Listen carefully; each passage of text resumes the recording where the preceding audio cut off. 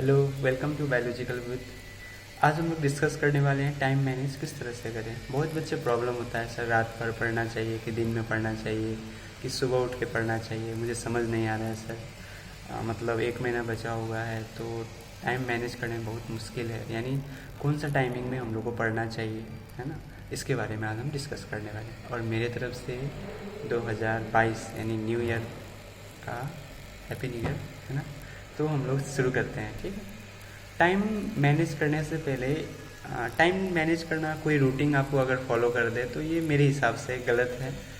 ये सबसे पहले रूटीन फॉलो करने का मतलब ये होता है कि सबसे पहले अपने पर ही डिपेंड होना चाहिए। कहने का मतलब, कोई बच्चे का आदत होता है कि रात भर पढ़ना, कोई बच्चे का आदत होता है सुबह 4 बजे उठकर पढ़ना, है ना। हर बच्चे का अलग अलग रूटीन होता है। लेकिन मेरे हिसाब से ऐसे तो हम भी थे तो एक समय में नाइट यानी रात में ही पढ़ते थे। जैसे 10 बजे खाना वाना खा के मतलब पढ़ने के लिए स्टडी टेबल पर गए तो फुल नाइट पढ़ के फिर उसके बाद सुबह 6 बजे उठ के फिर एक्सरसाइज करते थे, तब सोते थे, है ना। तो मेरा फिर जैसे जैसे एग्ज़ाम करीब आया तो फिर एग्ज़ाम तो खैर दिन में होता है, लेकिन मेरा रूटीन था कि 6 बजे सोते थे तो कि फिर 12 बजे उठते थे, है ना। तो काफ़ी दिक्कत होता था हमको, लेकिन रात में पढ़ने में मुझे काफ़ी अच्छा लगता था। अब कुछ बच्चे होते हैं, नहीं सर रात का, मेरे गांव में कुछ आदमी बोलता है कि नहीं, सुबह एकदम 4 बजे उठ के 3 बजे उठ के पढ़ना चाहिए, जिसमें सरस्वती माता साक्षात मतलब कि आशीर्वाद देते हैं। ऐसा खैर कहावती है, लेकिन हम ये भी देखते हैं जो बच्चे मॉर्निंग में पढ़ना चाहता है, जैसे बहुत ऐसे बच्चे हैं जो सुबह एकदम रात में 9 बजे 10 बजे खा के सोया और मोबाइल लेके बैठ गया और मोबाइल में वीडियो देखने लग गया, जिसके कारण से 10 साढ़े 10 हो गया रात में। और फिर सुबह वो सोचता है कि 4 बजे ही उठ के पढ़े। मेरा दोस्त राम बाबू वो 4 बजे उठ के पढ़ रहा है, हम क्यों सोए, हैं ना। बहुत ज़बरदस्ती से वो बच्चा उठता है, और फिर ठंडी का मौसम भी है, और उठने के बाद पढ़ने तो बैठता है लेकिन उसको ऑटोमेटिक नींद आने लगता है। ऐसा हर बच्चे के साथ होता है। लेकिन नींद आने का मतलब, इसका मतलब आपको पढ़ने का तो अंदर से इच्छा है, लेकिन आपके शरीर ही साथ नहीं दे रहा है। तो ऐसा भी नहीं होना चाहिए कि हम एकदम सुबह उठ के पढ़ने गए और नींद लग रहा है, तो ऐसा होने से टाइम वेस्ट ही है। तो एक विद्यार्थी को लगभग 6 से 7 घंटा सोना चाहिए। तो मेरे हिसाब से अभी एग्ज़ाम के करीब है, 1 महीना बचा हुआ है, तो आप एकदम 5 बजे उठिए। ये नहीं कि ज़रूरी है कि 4 बजे उठ के पढ़े। अब ये वीडियो केवल मतलब वैसा बच्चे के लिए नहीं जो बच्चे पहले से ही फॉलो कर रहा है, उसका रूटीन भी काफ़ी अच्छा है, और कोचिंग के लिए भी, कोचिंग मतलब जहाँ वो पढ़ाई करता है उसके लिए भी वो काफ़ी अच्छा परफॉर्मेंस कर रहा है, तो ये वीडियो उसके लिए नहीं है। जो बच्चे कुछ जीरो से उस चाहता है जनवरी से हम पढ़े, है ना, रिजल्ट अच्छा कर पाए, ये वीडियो केवल उसी के लिए ही है, ठीक है। तो हम उसी के लिए लेकर ही हम ये वीडियो बनाना चाह रहे हैं। जो बच्चे अभी तक कुछ भी नहीं पढ़ा हो उसके लिए हम कर रहे हैं, ठीक है। सबसे पहले आप क्या कीजिएगा, सुबह एकदम उठिएगा। उठने के बाद यानी अगर आप 5 बजे भी उठते हैं तो कोई दिक्कत नहीं है, ठीक है। 5 बजे आप उठिए। उठने के बाद बहुत बच्चे उठते ही आँख बिना फ्रेश हुए और गया स्टडी टेबल में बैठ गया और उसको नींद आने लग गया। ऐसा भी नहीं होना चाहिए। तो सबसे पहले वो बच्चे उठेगा, उठने के बाद ब्रश उस करके जो अपने नित्य क्रिया करना होगा उस कर लेता है, और करने के बाद उसको थोड़ा यानी बॉडी को एक्सरसाइज करना बहुत ज़रूरी है। जब तक हमारी बॉडी में एक्सरसाइज नहीं होगा, ब्लड का सर्कुलेशन नहीं होता है, तब तक हम लोग चाह कर भी कुछ नहीं कर पाते हैं, यानी हमारी बॉडी एकदम आलस की तरह हो जाता है। तो सबसे पहले कम से कम 10 से 15 मिनट या आधा घंटा के लिए तो कम से कम अपना बॉडी को तो देना ही होगा। बॉडी मतलब शरीर, है ना। यानी जब तक आप यानी एक्सरसाइज नहीं कीजिएगा तो आप कुछ नहीं करने का, यानी करने का मन ही नहीं करेगा, एकदम आलस की तरह रहेगा। तो एकदम उठिए और दौड़ने जाइए। अब बहुत बच्चे सब या लड़की सब ये कहती है कि सर हम कहाँ, तो कोई बात नहीं, घर में भी आप प्रैक्टिस यानी कि एक्सरसाइज कर सकते हैं। बहुत ऐसा योगा है, जैसे कि बाबा रामदेव बाबा का जो योगा आप देखते होंगे, जैसे श्वास को ऐसे करना नहीं, और फिर डीप ब्रीदिंग, और फिर ओम का जप करना। अब बहुत बच्चे के सर क्या हम बता रहे हैं, ये ओम का जप करना भी ये कंसंट्रेशन पावर को काफ़ी बढ़ाता है। अभी भी हम करते हैं ओम का जप, करना भी चाहिए, ऐसा नहीं। अब बहुत बच्चे शुरुआत भी करना चाहता है तो उसका फैमिली देख, अरे वाह मेरा बच्चा ऐसा, ऐसा भी नहीं, मतलब दुनिया कुछ भी कहे, बस आपको आधा घंटा तक मतलब एक्सरसाइज करना बहुत ज़रूरी है, ठीक है। एक्सरसाइज जब तक नहीं कीजिएगा तब तक आपका बॉडी मतलब ब्लड सर्कुलेशन नहीं होगा और एकदम आलसपन रहेगा। या आप 4 बजे उठिए, गेटअप हुई और फ्रेश हो जाइए। उसके बाद क्या करना चाहिए, आप एकदम मतलब क्या क्या मतलब एकदम एक्सरसाइज करते हुए और पढ़ाई के लिए बैठ जाइए। आधा घंटा तक आपको निकालना ही है वो एक्सरसाइज। बिना एक्सरसाइज करके बैठिएगा, आपको कम से कम 2 घंटा पढ़ पाइएगा, फिर उसके बाद आलस आएगा, भूख लगेगा, उसके बाद फिर आप क्या करिएगा, सो जाइएगा। नहीं, तो ऐसा भी नहीं होना चाहिए। कम से कम आपको क्या होना चाहिए, आधा घंटा तो कम से कम क्या एक्सरसाइज तो करना ही होगा। ठीक है, पहला काम। और एक्सरसाइज जैसे ही आप करके आइएगा तो आपका बॉडी एकदम पसीना से मतलब बॉडी भिजा हो रहा है। तो बहुत बच्चा यानी कि नहाने लगता है, नहाना नहीं, क्योंकि आपका तबीयत खराब हो जाएगा। कोई बात नहीं है ना, थोड़ा ही देर में क्या, और ठंडी का मौसम है, इससे ज़्यादा पसीना भी नहीं आता है। तो आप क्या कीजिएगा, जैसे स्टडी टेबल में बैठिएगा, मॉर्निंग में जैसे स्टडी टेबल में आप बैठते हैं, तो उस केसेस में क्या होगा कि आप अपना डेली रूटीन का प्रैक्टिस, जैसे रूटीन होता है ना कि हम इस टाइम में ये करेंगे, इस टाइमिंग में ये करेंगे, है ना। तो आप एक रूटीन का फॉलो कीजिएगा, है ना। जैसे कि बहुत बच्चे का होता है, सर मेरा 6 बजे से ही क्लास रहता है, आप बोले मॉर्निंग में उठने के लिए, ये संभव नहीं है। तो हम ये कहना चाहते हैं कि आप एक रूटीन का फॉलो कीजिएगा अभी से। अगर आपको सही में अच्छा नंबर चाहिए या हम न के बराबर भी पढ़े हैं, जब तक आप रूटीन का फॉलो नहीं कीजिएगा तब तक फिर क्या होगा, दिक्कत हो जाएगा। ठीक है, तो सबसे पहले आपको रूटीन का फॉलो करना एकदम ज़रूरी है। रूटीन में लिखिए। अब ऐसा नहीं कि हम एकदम 12 घंटा का टारगेट लगा के ये लिखते हैं और पता चला कि उसमें से आधा भी नहीं हुआ, ऐसा भी नहीं होना चाहिए। जो आप कर सके, नहीं जैसे आप, कोई बच्चे का होता है कि ठंडी के मौसम में सर पढ़ नहीं पाएंगे, ऐसा भी नहीं। यानी कि कहने का मतलब आपको कम से कम रूटीन का तो फॉलो करना ही होगा। जो बच्चे रूटीन का फॉलो करता है उसके लिए कोई दिक्कत नहीं है, करना बहुत ज़रूरी है। हर एग्ज़ाम में रूटीन का फॉलो होता है, चाहे वो यूपीएससी हो, चाहे नीट हो, चाहे कुछ भी हो, रूटीन का फॉलो करना बहुत ज़रूरी है ताकि आपको पता चले। और जैसे हम जैसे पढ़ते थे, फिर मेरा एग्ज़ाम 1 महीना मतलब पहले आया, तो हम क्या करते थे कि जो रूटीन का फॉलो करके। अब बहुत बच्चे का ये भी एक आदत होता है कि सर हम पढ़ाई बहुत करते हैं, 12 घंटा पढ़ते हैं, लेकिन ग्रुप स्टडी मतलब सब बच्चे समझते होंगे।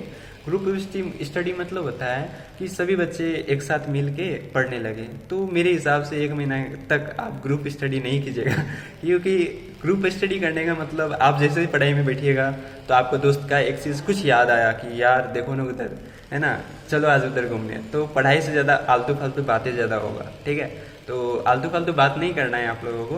अब पढ़ाई हम जानते हैं कि जहाँ 2 से 3 बच्चा हुआ पढ़ाई के लिए, कभी नहीं हुआ पढ़ाई अच्छा से, क्योंकि वो उधर का बात करेगा, वो उधर का बात करेगा, आज चलना है उधर, है ना, 2 घंटा पढ़ लेंगे, ये खेलेंगे वो, तो पढ़ाई कभी भी नहीं होगा। पढ़ाई के लिए एकदम शांत माहौल चाहिए, या आप कहीं भी घर का एक कोना पकड़िए जिसमें आपको कोई डिस्टर्ब नहीं कर पाए, है ना छोटा भाई ना बहन।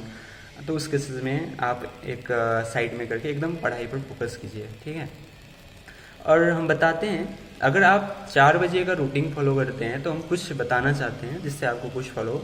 तो 4 बजे से 4:30 बजे तक अगर आप एक्सरसाइज करते हैं तो 4:30 बजे से लेके यानी 6 बजे तक, ठीक है, आप ऐसा सब्जेक्ट को लीजिएगा जिसमें आपको काफ़ी डर लग रहा है। जैसे कि हम अपना रियलिटी बता रहे हैं, मुझे संस्कृत में काफ़ी डर लगता था, और हम लास्ट में 3 महीना ही में पूरा विषय को हमने छोड़ दिए और केवल संस्कृत पर ही फोकस किए थे। तो आप क्या कीजिएगा, सबसे पहले मेरे हिसाब से मेरा सबसे वीक सब्जेक्ट था संस्कृत, तो हम सबसे पहले संस्कृत को ही फॉलो करते थे।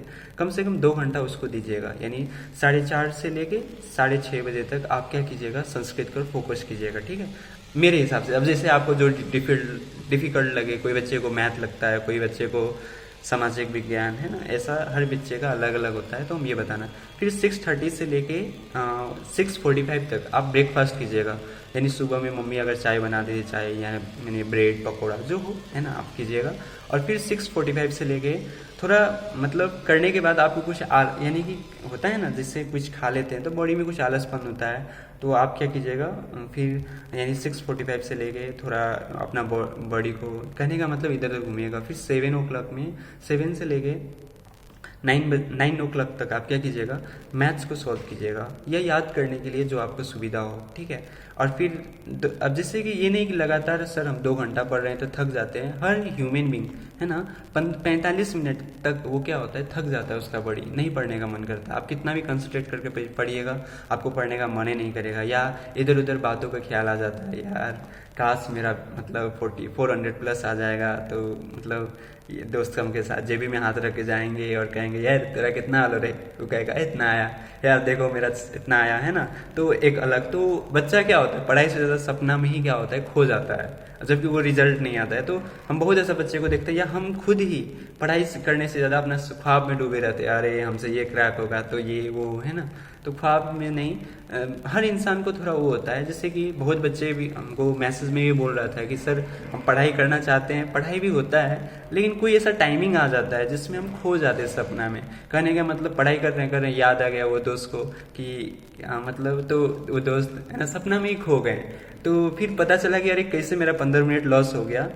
तो इस तरह से कैसे इसका सॉल्यूशन होगा हम बता रहे हैं। जैसे कभी भी इस तरह से जब आप पढ़ाई करते हैं तो कुछ याद आता है ना, जैसे कभी सपना में आप खो गए, मतलब वो नहीं, जैसे आप पढ़ाई कर रहे हैं कोई टॉपिक से रिलेटेड नहीं है, वो दूसरे खो जाता है, तो उस केसेस में आप अपने को स्विच ऑफ कीजिएगा। जैसे आपका मोबाइल कभी कल ज़्यादा काम करने लगता है तो क्या होता है, हैंग करने लगता है, नहीं ऐसा ही हम लोग का बॉडी भी है।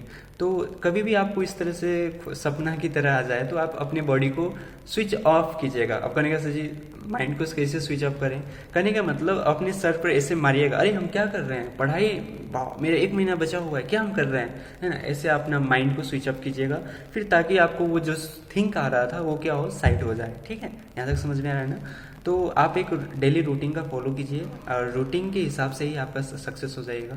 और यानी समय भी बहुत कम है, तो 1 महीना तक आप क्या कीजिएगा, मोबाइल वोबाइल सब साइड में रख दीजिएगा ना कोई, और एक रूटीन के हिसाब से फॉलो कीजिएगा। और मेरे तरफ से happy new year, all the very best. और आप लोग क्या यानी कि 2022 में अच्छा रिजल्ट परफॉर्मेंस करेंगे, मुझे जहाँ तक पता है, और काफ़ी बच्चा मेहनती भी है और कर भी लेंगे, मुझे ये भी पता है।